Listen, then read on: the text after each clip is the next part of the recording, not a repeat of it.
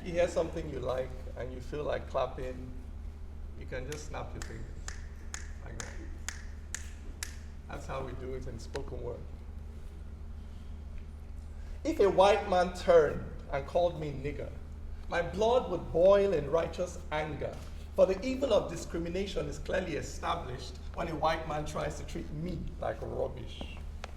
But if Hausas say Igbos are greedy and crude, and Igbos say Hausas are haughty and rude, and Ijaw says Ishekiri must die today, and Ezra tells the Zulus there is no other way, if Yorubas declare it is Awo or nothing, and we use federal character to share everything. So before you can even smile and tell me welcome, you must first ask me where my father is from.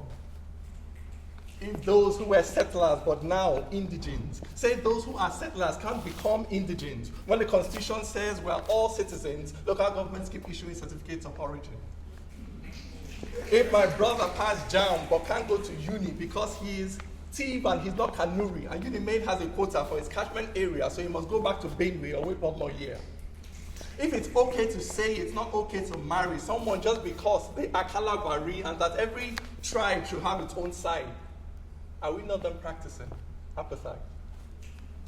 If you cannot buy land unless you're a native, and cannot find work unless you're a native, and cannot feel safe unless you're a native, how can we then say we are not primitive?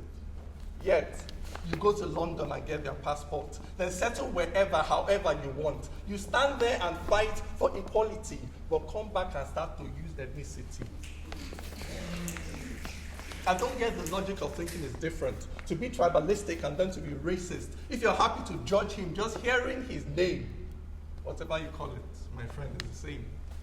Where there is no courage to cross this divide, where there is no faith to look deep inside and stop judging accents and surnames and dressing, this fire we're quenching will only keep burning.